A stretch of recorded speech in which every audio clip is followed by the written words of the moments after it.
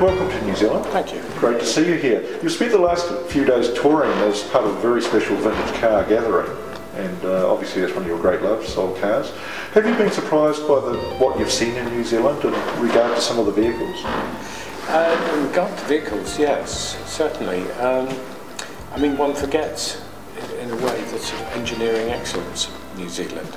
Yeah. And actually there's such a wide range of cars on this rally. I mean, far wider range than we're used to in Europe, for instance. And all of them really turned out really nicely, really well, and with really quite a depth of knowledge to all the work that's required to keep these things going. Absolutely. Is there anything you'd like to take home with you? I know you're hardly short of Ferraris and you've already got a 250F, but I guess the Southwards 750 Monza and the Amon Maserati might have been of interest to you. Definitely, but I'm afraid to say that one of the things that comes with the territory of interest in old cars, there's actually about 600 of them out there that I'd like to take home. You know, you see things that you think, oh, yeah, I haven't seen one of those for 20 years. It's really interesting, really nice, you know. Yeah. So you find yourself sort of lusting after a Model T Ford. But, I mean, certainly the early cars, there's some really lovely early cars, but then you'll see some big, you know, Mustang or something, and think, oh, Absolutely. one of those would be nice. And of course you're seeing cars from the 1960s and perhaps even the 1970s that have disappeared from UK roads a long time ago, which you'd look at with some nostalgia, if not with nostalgia, and it's that's what, again, one of the interesting things about these cars, that you know, the fact of the matter is that we now are the curators for these things, that there isn't enough room in all the museums to look after them.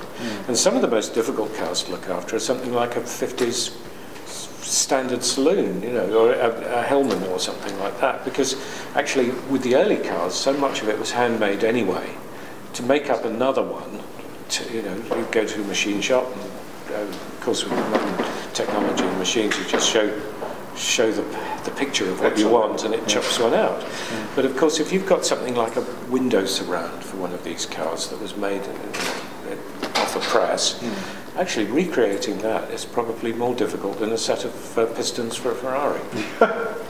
Can we get onto your collection? I mean, it looks amazing and it clearly celebrates some of motoring's greatest hits. But perhaps just to a point, from what I can see, the most modern car you have in your personal collection is an Enzo from 2002. And well, it's assuredly a landmark car and a brilliant car. And perhaps a Ferrari that's never been equal. But still it does raise the question about the sentiment or lack thereof that perhaps you have for today's cars. Well, where do we start with this? The fact of the matter is the Enzo is now gone. Oh.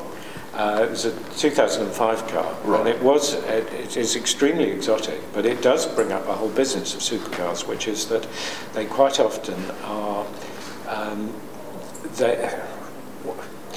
they're an indicator of where the factory is going next. And the problem with something like an Enzo is that it's a wonderful and weird machine, but a 458 that comes off the production line is now just about as quick as an Enzo. Sure. And that's where things are changing.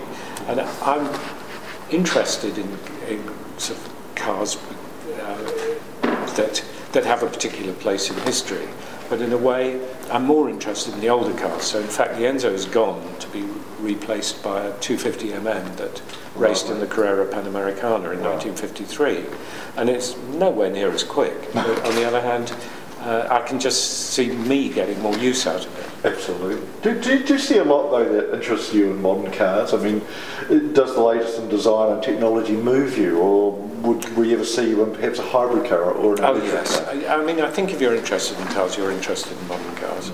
I mean, first of all, there's two things. One is the engineering.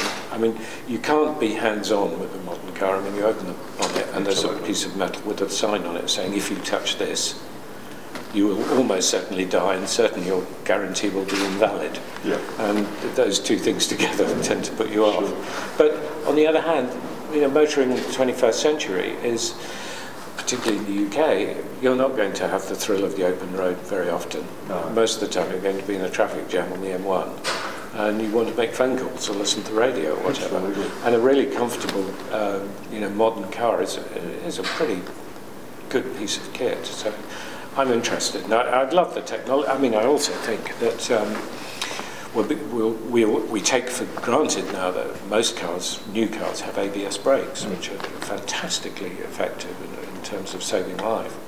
And there's a lot more of that technology. There's now a lot more of auto braking systems. There's night vision systems and so on. I mean, all of that stuff is really important if you're interested in the history of motoring. Yeah.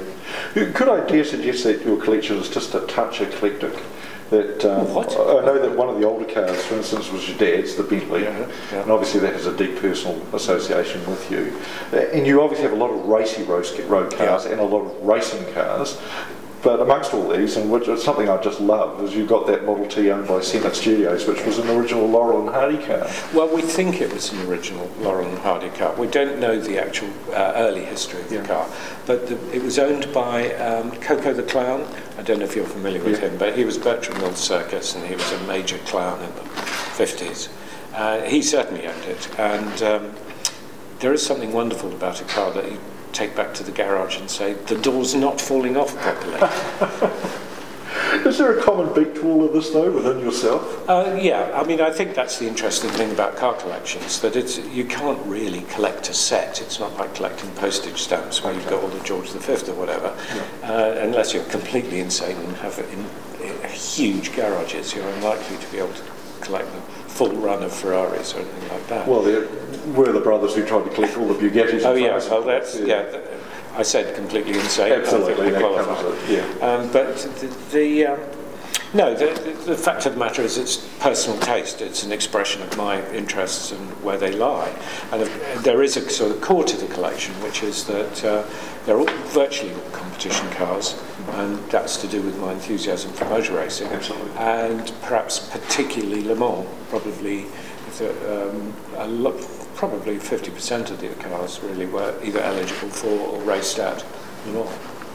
A lot of people might think that these are all cars that Pink Floyd bought, but is that the case? Had you begun to satisfy your passion for cars even before the band came along? They'd be absolutely right. Pink Floyd paid for all these cars. I'd certainly been. I mean, I'd started with my whole interest came through my dad, who was mad about cars, made films about motor racing, raced himself. But in terms of what I could afford, by the time the band started, I'd got as far as I'd spent 20 quid on an Austin 7 and sold that, and I'd ended up with a pre-war Aston Martin truck, which cost me £180. Wow. And I wasn't going to go much beyond that until the first royalty check came in. So I guess some of the cars that first hit record, which I'd guess was Dark Side of the Moon, you must have just thought, this is fantastic, I can just go and buy some of my dream cars. No, I didn't go out and buy many cars in the first hit. It took me quite a while to realise that you could actually have more than about 2 or 3 cars, because I hadn't got anywhere to keep them apart from anything else. And I did what most people do once they start motor racing. They pretend to themselves that they can make a business out of it. Yes. So I started a restoration shop specialising in pre-war Astons with a wonderful man called Derek Edwards, who was my sort of motor racing guru, really. Sort of taught me how to go about it.